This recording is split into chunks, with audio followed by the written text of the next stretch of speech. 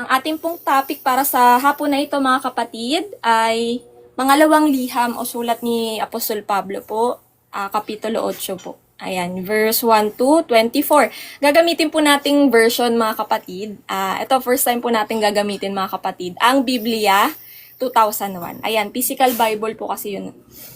Itong ating gagamitin. Pero kung meron po kayo dyan sa YouVersion Bible Gateway, meron po yan, no? AB Tag 2001 mga kapatid. Ayan, start na po tayo. Tungkol sa pagbibigay. Ngayon, nais naming malaman ninyo, mga kapatid, ang biyaya ng Diyos na ipinagkaloob sa mga iglesia ng Macedonia. Kung paanong sa matinding pagsubok ng pagkapighatian ang kasaganaan ng kanilang kagalakan at ang kanilang labis na kahirapan ay sumasagana sa kayamanan ng kanilang kagandahang loob. So ito po yun mga kapatid, no? Kagandahang loob. Yan po yan. Bunga po yan ng banal na espiritu. Na sabi nga po dito ni Apostol Pablo, no, na dapat umiral po sa atin, sa iglesia, sa church. Diba tayo po yun mga kapatid? Dito pinapakita po yung kabutihan ng Diyos. Yung pagmamahal ng Diyos na umiiral po sa buhay ng mga tao. Lalo na dito sa nababanggit mga taga-Macedonia, mga kapatid. Na bagamat salat po sila sa kanilang buhay, nakakaranas po sila ng kapighatian, ng kahirapan sa buhay, pero handang tumulong sa kanilang kapwa, sa kanilang mga kapatid na nangangailangan. Sabi nga po, no, basahin po natin dito sa 1 John chapter 3, verse 16 to 17, mga kapatid. Sabi nga po dito, no, dito natin nakikilala ang pag-ibig sapagkat ibinigay niya ang kanyang buhay alang-alang sa atin. Diba? Yan po ang Panginoong Hesus. At nararapat nating ibigay ang ating mga buhay alang-alang sa mga kapatid. So malinaw po dito sa verse 16 mga kapatid dito sa 1 John na dapat po yung pagmamahal na na-receive natin, na siyang umiiral, nararamdaman natin, na-receive natin mula sa ating Panginoong Hesus ay siya dapat nating pairalin at ibigay din po sa ating kapwa, sa ating mga kapatid. At sabi nga po dito sa verse 17, subalit ang sino mang may mga pag-aari sa sanlibutang ito, at nakikita ang kanyang kapatid na nangangailangan at pinagsasarhan niya ito ng kanyang damdamin, paanong nananatili ang pag-ibig ng Diyos sa kanya? So, ibig sabihin mga kapatid, kung may mga nangangailangan po na ating kapwa o mga kapatid po sa pananampalataya sa ating Panginoong Hesus, pero pinagsarhan niyo po ng inyong damdamin, pinagsarhan niyo po yung inyong, sinarado niyo po yung inyong puso sa pagtulong sa kanila. Ibig sabihin, hindi po nananalaytay o umiira sa inyong pag-ibig ng Diyos. We are perfected by love. Kaya pong sabi nga po ng Panginoon sa kanyang commandment, di ba po? Una po dyan, di ba? Love God with all your heart, mind, soul, and strength. At pangalawa po, love your neighbor as yourself. Hindi mo pwedeng sabihin, kapatid, na mahal mo ang Diyos, pero hindi mo mahal ang kapwa mo. Nakapasaloob po yan, iisa po yan sa pagmamahal. Di ba? Hindi po pwede. Talagang magkaisa po sila. Pagka sinabi mo namang mahal mo ang kapwa mo, nandyan po yan lahat. Nakapasaloob, hindi ka magkakasala sa kanila. Tutulong ka kung meron ka namang kakayahan na binigay ng Panginoon sa iyo. Kung pinapatulong yan ng Panginoon sa iyo, di ba tayo po ay stewards of grace lamang, tagapangasiwa o tagapamahala lamang ng mga blessing na pinagkakaloob sa atin. Yung meron tayo ngayon, hindi to sa atin. Ito ay para sa kanyang kaharian, tayo ay stewards lamang. So ito ay para pinagkakaluban tayo ng Diyos nito para i-extend natin, tayo ay parang taga-abot lamang dun sa mga gustong patulungan ng Diyos sa atin. So yan po yung ginawa ng mga taga-Macedonia dito, na pagpatuloy po natin mga kapatid, no, malalaman nyo po itong kagandahang loob ng mga taga-Macedonia na dapat po nating ginagaya. Sabi po dito, verse 3, ako ay makapagpapatunay na sila ay kusang loob na nagbigay ayon sa kanilang kakayahan at higit pa sa kanilang makakaya. Na pagpatuloy natin sa verse 4 na nakikiusap sa amin ng matindi tungkol sa biyaya na makibahagi sa paglilingkod sa mga banal. sa mga saints, sa mga pinapabanal, tayo po mga kapatid. So kita po, 'di ba? Kita po natin yung kagandahang loob po dito ng mga taga Macedonia na nagpapatunay na umiiral po sa kanila yung bunga ng banal na espiritu. 'Di ba? Yung pagmamahal, yung kagandahang loob, goodness, kindness, yan po yan. So napapatunayan talagang puspos sila ng Diyos kasi umiiral na po sa kanila ang bunga. So dapat sa atin din po, nakikitaan po tayo niyan na kumikilo sa buhay natin ng Diyos kasi nagbubunga na po yung banal na espiritu. Naipapakita sa ating pamumuhay, sa ating mga ginagawa. Diba? At tinutupad po nila yung kalooban ng Diyos. Will po yan ng Diyos, no? Yan, nasa commandment nga po yan niya. Natulungan, mahalin ang ating mga kapatid. At nga po dito mga kapatid, no? Balikan po natin sa Mateo chapter 25. Basahin po natin yan, no? Wait lang. Buksan ko lang po yung Bible sa 25. Mateo chapter 25. Ayan, nasabi nga po dito, no, verse 35. Sabi nga po dito, no, ito'y talata. Ang title po ng talatang ito ay, wait lang, paghuhukom sa mga bansa. Or yung judgment to the nations. Ito yung pagsiseparate ng Panginoon sa mga sheep at sa goat. Di ba ang sabi nga po dito ng Panginoon, sapagkat ako'y nagutom at binigyan ninyo ako ng pagkain. Ako'y nauhaw at binigyan niyo ako ng inumin. Ako'y taga-ibang bayan at ako'y inyong pinatuloy. Ako'y naging hubad at ako'y inyong dinamitan. Ako'y nagkasakit at ako'y inyong dinalaw. Ako'y nabilanggo at ako'y inyong pinuntahan. Pagkatapos ay sasagutin siya ng mga matuwid. Ito po yung mga sheep na nagsasabi, Panginoon, kailan ka namin nakitang gutom at pinakain ka namin uuhaw at binigyan ka ng inumin? Kailan ka namin nakitang isang taga-ibang bayan at pinutuloy ka o hubad at dinamitan ka? At kailan ka namin nakitang may sakit o nasa bilangguan at dinalaw ka namin? At ito yung sagot sa kanila ng ating Panginoong Hesus. At sasagot ang hari. Blessed afternoon po, Sister Liza Marie. Sasagot po ang hari at sasabihin sa kanila, katotohanang sinasabi ko sa inyo, yamang ginawa ninyo ito sa sa pinakamaliit sa mga kapatid kong ito, ay sa akin ninyo ginawa. So, ibig sabihin mga kapatid, itong ginagawa natin kagandahang loob, pagtulong, pagmamahal sa ating kapwa, mga kapatid, ay ginagawa po natin mismo sa ating Panginoong Diyos. Jesus is everywhere. Amen. Kaya nga po, di ba, nung tinanong dito sa Mateo chapter 25, tinanong nila ang Panginoon kung kailan daw po nila ginawa iyon. Ang sabi ng Panginoon, ay kung ginawa iyon sa mga saints, sa mga kapatid sa iglesia, sa pananampalataya, ay ginagawa na rin sa Kanya. At ang sasabihin naman po niya, pakinggan niyo po yung sasabihin niya dito dun sa mga goat. Diba? Dun sa mga hindi tumulong, dun sa mga hindi naka-abide sa Kanyang will. Sabi po dito, no, pagkatapos ay sasabihin niya sa mga nasa kaliwa, lumayo kayo sa akin, kayong mga sinumpa. Blessed afternoon po, Brother JC. Doon kayo sa apoy na walang hanggan na inihanda sa dyablo at sa kanyang mga anghel. Sapagkat ako'y nagutom at hindi ninyo ako binigyan ng pagkain. Ako'y nauhaw at hindi ninyo binigyan ng inumin. Yan nga po yan mga kapatid, no? Na nasaad din po nung binasa natin kanina, dun sa 1 John chapter 3 mga kapatid.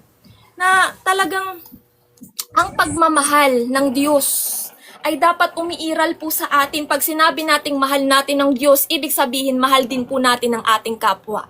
Kasi kung sinabi mong mahal mo ang Diyos, pero hindi mo mahal ang kapwa mo, hindi ka handang tumulong kahit meron ka namang means na tumulong, ang ibig sabihin po doon, hindi mo talaga totoong mahal ang Diyos. Kasi nakapasaloob po yan, iisa po yan. Diba? Pagmamahal. Jesus is love. God is love. So we must love others. Yan po yan kabahagian ng pagmamahal natin sa ating kapwa, ang pagtulong. Kaya nga po tayo pinupuspos ng mga biyaya ng Panginoon para ipagkaloob po sa ating kapwa, sa ating mga kapatid na nangangailangan. So balikan po natin mga kapatid, no? Balikan po natin, dito po tayo sa ating topic, no? Dito na po tayo sa 2 Corinthians chapter 8, verse 5. Ang sabi po dito, no? At ito ay hindi tulad sa aming inaasahan, kundi ibinigay muna nila ang kanilang sarili sa Panginoon. Tinutukoy po dito, no, yung mga taga-Macedonia. At sa amin sa pamamagitan ng kalooban ng Diyos. Amen. So sabi po dito, no, sinik po nila ng mga taga-Macedonia ang Panginoon, ang kanyang kaharian. Sinik po muna nilang una. Yan nga po yung sabi, di ba? Seek first the kingdom of God and His righteousness, and all these things will be added to you. Wait lang po, patayin ko lang yung electric fan ko, mga kapatid. Ayan mga kapatid, no? So una po nilang sinik muna ang Panginoon. Diba? At nasasabi nga po, nung sinik na nga po nila ang Panginoon at ang kalooban ng Panginoon ay nasusunod na po nila, ito ang kalooban ng Diyos. Ang mahalin natin ang ating kapwa, tulungan natin ang ating kapwa, mapamuhay po yung, may isa pamuhay po, yung righteousness. Diba? Yung righteousness ng righteousness ng Diyos sa ating buhay. Yan ay umiiral po, diba? At lumalakad po tayo sa kanyang kalooban. Parte po ito pagbibigay po natin. Diba? Ng buhay natin sa Panginoon. At maging po dun sa mga lingkod ng Diyos, ino-offer po natin kung anong kaya po nating i-offer. I-contribute mga kapatid, diba? Tayo po dito ay talagang pinapagamit po natin kung ano po, yung mga gifts. Diba? Hindi lang po yan physical yung tulong, no? Yung mga gifts na pinagkaloob ng Panginoon, yan yung mga biyaya. Talagang tinutulong po natin sa bawat isa. Kasi tulungan po dito mga kapatid, sa kingdom of God mga kapatid. So sabi nga po dito, verse 6, ano pat kami ay nakiusap kay Tito na yamang siya'y nagpasimula ay dapat din niyang tapusin sa inyo ang biyayang ito. So kung babalikan nga po natin, brother, ayan. So, kung babalikan nga po natin mga kapatid, yung na-topic po natin, no, bago ito, yung 2 Corinthians chapter 7, na si Titus or si Tito sa Tagalog, ang ginamit ng Diyos na magpasigla sa kanilang panghihina, katulad na lang po kala Apostol Pablo, at dun sa mga taga-Korinto. Diba? Siya po yung pumunta dyan. At nalaman din po, napalakas din po ng mga taga-Korinto, napasigla at naaliw nila si Tito. Kasi nalaman po ni Tito na itong mga taga-Korinto ay nananatili pa rin pong matatag sa pananampalataya nila at hindi po nila tinotolerate yung pagkakasalan ng kanilang kapwa-kapatid sa iglesia. Na-topic nga po ay nabanggit nga po natin yan, no? Nung na-topic natin nung nakaraan sa 1 Corinthians chapter 5, yung nagko-commit ng sexual immorality. 'Di ba? Yun yung tinutukoy dito sa tawag dito, sa pangalawang liham ni Apostol Pablo na patawarin na. Patawarin na daw po yung nagkasala. Kasi nabigyan na rin po ng righteous judgment yun. Nandyan po yun kung gusto nyong basahin. Balikan nyo po yun sa 1 Corinthians 5 na topic po natin yan, no, mga kapatid. Dito naging reference po natin yan dun sa last topic natin. Na talagang naaliw po Naaliw po at lumakas po, napasigla po. Sila Apostol Pablo, sila Tito, diba? Dito sa mga naipamalas ng mga taga-Korinto. Kasi akala po nila, yung mga taga-Korinto, ay yun nga po napapanghinaan na ng loob. Pero nung pumunta doon si Tito, ay yun po, sila yung matatag pa rin po. At nananabik na rin po sila na makasama, makita si Apostol Pablo. Diba mga kapatid? So pagpatuloy po natin, verse 7, sabi po dito, no, ngunit yamang kayo'y sumasagana sa lahat ng mga bagay, sa pananampalataya, sa pananalita, sa kaalaman, sa buong kasipagan at sa inyong pag-ibig sa amin. Sikapin din ninyo na kayo ay sumagana sa biyayang ito. So, ang ibig sabihin po dito ni Apostol Pablo, di ba? Sumasagana na, lumalago na po sila, spiritual sa kanilang pananampalataya, sa pananalita po, di ba? Umiiral na nga po yung fruit of the Holy Spirit, yung mga talagang bunga ng kumikilos na ang banal na espiritu sa kanila. Yan, napupuspos na sila ng kaalaman, karunungan na galing sa Diyos, yung sigasig nila sa paglilingkod, at di ba? At ang sabi ni Apostol Pablo dito, dapat din po sikapin din po daw ng mga taga-Korinto na sumagana sumagana o lumago din po sila dito sa pagtulong. Diba? Dito sa pagtulong. So kung ano nga po, no, babalikan po natin sa 2 Peter, nabanggit po yan, 2 Peter chapter 1 verse 5 to 7. Ayan, sabi po dito, no?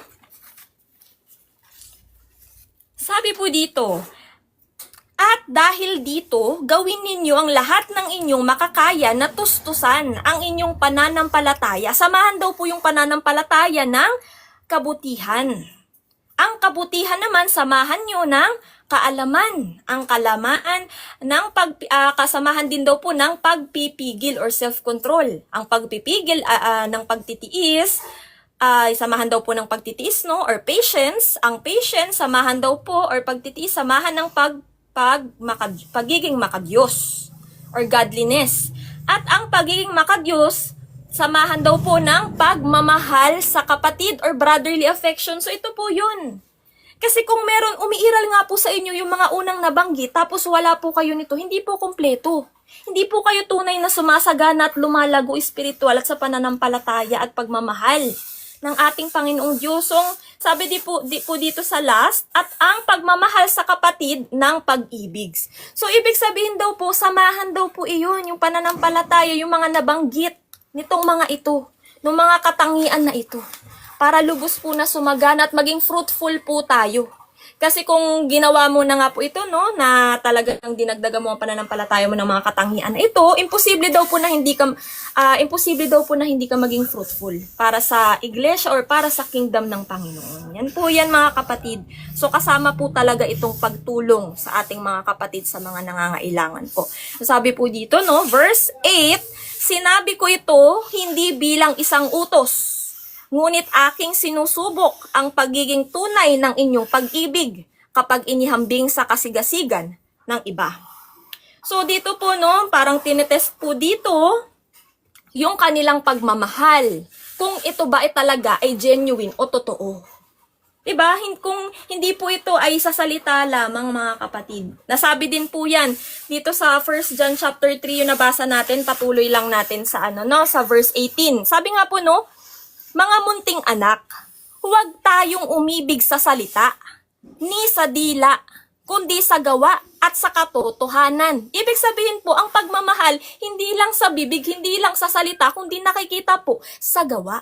Ito po ay gawa, kilos ng Diyos, ng banal na espiritu na lumalabas lang po sa atin natural. Diba? Yan po yan. So ulitin lang po natin, hindi po dapat sa salita lamang, kundi makikita po sa gawa at sa katotohanan. So yan po yan, kaya ang sabi nga po ni Apostol Pablo dito, hindi lang doon sa mga naabanggit kanina, kundi sa pagtulong din po ay lalong sumagana pa ang mga taga-Korinto. So sabi po dito, patuloy po natin, verse 9, sabi po dito, sapagkat nilalaman ninyo ang biyaya ng ating Panginoong Hesukristo, na bagaman siya'y mayaman, subalit alang-alang sa inyo ay naging dukha, upang sa pamamagitan ng kanyang kadukhaan ay maging mayaman kayo. Amen. So ang sabi po dyan, Diyos, ang ating banal na Diyos, lumikha ng lahat, sustainer, source. Lahat-lahat po ay sa Kanya, pero He humbled Himself. Nagkatawang tao in a form of a servant. Hindi na po naparito upang paglingkuran kahit po siya ay Diyos. Naparito upang siya'y maglingkod, mag-alay ng kanyang buhay, maglingkod sa kanyang kapwa. Di ba, mga kapatid? So sabi po dito, bagamat mayaman ang ating Panginoong Hesus, iniwan niya yun pansamantala at nagkatawang tao, naging dukha, upang tayo ay sumagana. Tayo yung yumaman, espiritual. At pinakita, di ba hindi naman po guminhawa ang buhay ng Panginoong Hesus nung nandito pa po siya sa lupa, nung nagkatawang tao. Ni yung mga apostol, di ba hindi naman guminhawa ang buhay nila? Pinapakita lamang po, mga kapatid, na ang kayamanan po natin ay hindi po dito sa lupa. Kasi mismong Diyos, yung ating Diyos na po pinakita po sa atin, yung model, siya ay yung naging natin, yung gagayahin po natin. Na yung kayang kayamanan ay wala po dito sa lupa. Hindi naging masaganang buhay niya. Diba? Spiritual po, spiritual na bagay. Things of God, not things of men. Diyan na po dapat tayo nagpupundar, mga kapatid. Buti na lang, mga kapatid, nag-data tayo, nag-brown out dito. Ayan, patuloy lang tayo, mga kapatid. Pero yan nga po yun, no? Na talagang sa sobrang mahal po tayo ng Diyos. Diba? Diyos, dinanas niya ang pagiging tao para po sa atin. Para tayo, diba siya'y namatay para sa ating mga kasalanan upang tayo'y mabuhay. For Him to give us life, not just ordinary life, but eternal life. Wala nga pong tunay na buhay outside of the Lord Jesus Christ eh. Yung buhay mo dito kung wala ka sa presensya, sa otoridad at kaharian ng Panginoon, is slavery of sin, kapatid, ang buhay mo dito. Sa kingdom of darkness, ni Satan. Pero ang binibigay ng Panginoon, di ba sabi nga po, for the wages of sin is death. Pero yung offer or gift ng Panginoon is eternal life. For He is the way, the truth, and the life. So kung nasa Kanya ka, nasa presensya Kanya, at pinapamuhay mo siya hanggang sa huli ng iyong hininga, at sa kanyang pagbabalik, eternal life, kapatid, ang bigay niya. Diba? Yan po yan, para tayo'y sumagana. Hindi lamang dito sa buhay natin sa lupa, kundi buhay natin sa kabilang buhay, mga kapatid. So pagpatuloy po natin, no, verse 10. Sabi po dito, at sa bagay na ito ay nagbibigay ako ng payo. Pinakamabuti para sa inyo ngayon na tapusin ang sinimulan ninyo ng nakaraang taon. Hindi lamang upang gumawa, kundi magkaroon ng pagnanais na gumawa. So, sabi po dito na pagpatuloy natin sa 11, at ngayon, tapusin ninyo ang paggawa upang kung paanong may sigasig sa pagnanais, ay gayon din sa pagtatapos ayon sa inyong kakayahan. So, ang tinutukoy nga po dito ni Apostol Pablo, ipagpatuloy na po yung pagmamahal sa buong iglesia, na ipagpatuloy na dito sa pagtulong. Kasi kung hindi po ako nagkakamali sa mga ibang books, sa Romans po, Romans 15 verse 25 to 26, or sa 1 Corinthians chapter 16 verse 3, or 2 Corinthians pala, mga kapatid, or 1 Corinthians. Nabanggit po doon, ang babahagian po nila, ang nangangailangan po dito ay mga taga Jerusalem. So yung mababahagian po ng mga tulong dito sa, 'di ba, sa taga Macedonia, yung mga nabuo, yung nalikom na tulong ay mapupunta po doon sa mga taga Jerusalem na nangangailangan, mga kapatid. So tapusin na daw po, sabi ni Apostol Pablo, tapusin nyo na yung nasimulan nyo na pagmamahal at pagtulong. Diba? Para yung mga nangangailangan ay guminhawa din po.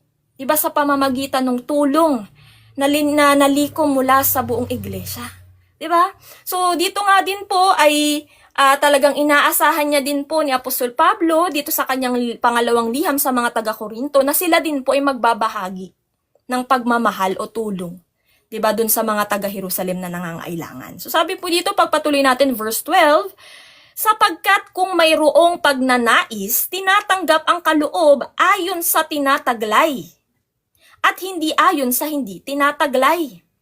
So yan po yan, mga kapatid, na pinapantay po talaga ng Diyos dito sa kanyang kaharian. Kung sino po yung sumusobra o yung pinupuspos niya ng pinupuspos ng biyaya, diba, may sobra po siya, ay itutulong dun sa nagkukulang. Pinapantay po yan ng Diyos. At ang sabi nga din po dito, no, kung papatuloy natin sa verse 14, ang inyong kasaganaan sa kasalukuyang panahon ang magpuno sa kanilang kakulangan, upang ang kanilang kasaganaan ay magpuno sa inyong pangangailangan, upang magkaroon ng pagkakapantay-pantay. Gaya ng nasusulat, ang nagtipon ng marami ay hindi nagkaroon ng labis, at ang nagtipon ng kaunti ay hindi nagkinulang. So, ibig sabihin, mga kapatid, di ba, kapag po naman po yung mga nabahagian naman po ng tulong, yung mga nagkulang noon, di ba, nabahagian po sila, pag sila naman po ay nagsobra, sila naman din po ay makakatulong din po dun sa iba na nagkukulang naman. So, balance. Our God is fair and just. Mga kapatid, hindi tayo pinagkukulang ng Diyos. Yan nga po yan eh. Pag nasik mo ang kaharian na natapabilang ka na dito sa kingdom of God, hindi ka pagkukulangin ng ating hari. Bilang kanyang citizen, susuplayan ka niya. Itatap niya, diba? Aatasan niya yung iba pa na kanyang mga anak na tulungan yung mga nagkukulang. Na kapag ikaw naman ay nagsobra, pinuspos ka naman ng Diyos para matulungan naman yung ibang nagkukulang. Yan po yan, talagang fair po, no? Fair ang ating Panginoon. Hindi tayo pagkukulang, hindi ito sa kanyang kaharian. Basta kapatid, ibigay mo lamang ang buhay mo, ang puso mo, ang isip mo, buong kaluluwa mo. Ibigay mo sa Panginoong Hesus. Kasi napakabuti po ng Diyos. Diba? Hindi tayo pagkukulangin. Siya, unahin mong isik yung kanyang kaharian. Unahin mo siyang isik yung spiritual mo, kapatid. Siya na ang bahala nga po sa lahat ng pisikal na pangangailangan mo. Ano po yan? Sasabi po dito, no? Pagpatuloy po natin, dito na po tayo sa panibagong talata, verse 16. Si Tito at ang mga sugo ng iglesia. Subalit, salamat sa Diyos na naglagay ng gayon ding pagsisikap para sa inyo sa puso ni Tito. Sapagkat tinanggap niya hindi lamang ang aming pakiusap at palibhasa siya'y lalong sumigasig. Siya ay patungo sa inyo sa kanyang sariling kalooban. Isinusugo namin kasama niya ang kapatid na tanyag sa iglesia dahil sa kanyang pangangaral ng ebanghelyo. Dito nga po, no, bagamat hindi po tinukoy kung sino po iyon, yung tanyag sa pangangaral daw po ng salita ng Diyos, ng ebanghelyo, hindi na pangalanan kung sino ito, pero talagang nagpapakita po na ang Panginoong Diyos nag-aatas po talaga siya, katulad natin, ng mga servants, mga tapat na lingkod ng Diyos. Pinagsasama-sama niya po upang matulungan ng bawat isa na maihatid yung kanyang banal na salita, yung kanyang kingdom gospel, yung lahat ng spiritual blessing para mapalakas po ang iglesia sa lahat ng kanilang pangangailangan. Hindi nga lang po, 'di ba, physical, yung tulong dito physical, kundi spiritual, mga kapatid. Kasi katulad nito, yung banal na salita ng Diyos, mga kapatid, the moment na kayo'y nakakarinig, napupuspos po kayo, tayo nahuhugasan, talagang nadidiligan po tayo, na nadidiligan yung ating mga espiritu, kumakain po. Talagang napupuspos po tayo spiritual, lumalago po tayo, parang halaman. 'Di ba? Parang halaman pagka nadidiligan, napupuspos, lumalaki, lumalago, nagbubunga pa ng marami. Diba? Yan ang ginagawa din po dito. Diba? Nila Apostol Pablo, nila Tito at yung mga kasama nila. Para po talagang matulungan, physical at spiritual, yung mga taga-Korinto at iba pang mga, diba, mga iglesia ng ating Panginoong Hesus. Sabi po dito, no, pagpatuloy po natin, verse 19, at hindi lamang iyon, kundi siya ay hinirang ng mga iglesia na maglakbay na kasama namin ukol sa biyayang ito na aming pinangangasiwaan sa ikakalulhati ng Panginoon at upang ipakita ang aming pagnanais. Iniiwasan namin ito upang huwag kaming sisihin tungkol sa kasaganaang ito na aming pinangangasiwaan. So, tinukoy po dito, mga kapatid, dito po, di ba, yung sabi dito na isasama daw po, hindi lang si Tito, kundi yung tanyag daw po sa pangangaral ng salita ng Diyos. Sinama din po yun, sabi ni Apostol Pablo, para, diba, iniiwasan daw po kasi nila na yung bit-bit po nilang tulong. Diba, gusto po kasi nila honesty and transparency. Kumbaga parang may witness sila na bit-bit nila yung tulong na maihatid kompleto, walang kulang dun sa mga nangangailangan. Diba, napakabuti po na natin, no, nakikita natin kung gaano kalinis ang konsensya at puso nila Apostol Pablo dito. Na yun daw po yung purpose. Hindi lamang po na makasama, kundi maging din po, no, para maiwasan daw po na masisi. Kasi hawak po nila yung tulong, diba? Ihahatid po nila dun sa nangangailangan. So kailangan may kasama din po na makakapagsigurado na buo at walang labis, walang kulang na may hahatid yun sa nangangailangan. Diba? Transparency and honesty. Yan po yan, mga kapatid. Verse 22, sabi po dito, at kasama nila ay isinusugo namin ang aming kapatid na maraming ulit naming napatunayang masikap sa maraming bagay, subalit ngayon ay higit pang masikap dahil sa kanyang malaking pagtitiwala sa inyo. So yan po yan, mga kapatid. So kanina, no, sabi daw dito kasama ni Tito yung yung tanyag sa pangangaral ng ebanghelyo at meron daw po silang isasama pa na isa na talagang trustworthy din po, mapagkakatiwalaan. Kasama din po nila. Sabi po dito, tungkol kay Tito, siya'y aking katuwang at kamanggagawa sa paglilingkod sa inyo. At para sa aming mga kapatid, sila'y mga sugo ng mga iglesia, ang kaluwalhatian ni Kristo. Last verse na po, kaya't ipakita ninyo sa kanila sa harapan ng mga iglesia ang katunayan ng inyong pag-ibig at ang aming pagmamalaki tungkol sa inyo. So yan po yan, no? Inaasahan din po dito nila Apostol Pablo na kung yun nga po no, nakakapagpakita ng pagmamahal, ng paggalang, ng respeto, 'di ba? Pagtulong, pagtanggap itong mga taga-Korinto sa iba ay ganun din sa mga ipapadala doon, katulad nila Tito at yung mga iba pa. 'Di ba? Yun po yung inaasahan dito sa liham ni Apostol Pablo at syempre po, yan po talaga ang inaasahan sa atin ng Diyos. Ang pagmamahal sa ating kapwa. Talagang nakapasakop na po dun sa pagmamahal yung lahat ng nabanggit, 'di ba? Pagtulong, pagtanggap, respeto, 'di ba? Lahat 'yan. Nandiyan na po nakapaloob mga kapatid. Kaya po no, nawa po dito po sa maikli lang po no. Maikli lang po itong chapter na ito at nawa po tayo na puspos at may natutunan po dito. Kung meron po kayong i-add mga kapatid sa ating na topic, tapos na po tayo. Open mic lang po mga kapatid. Maraming salamat po.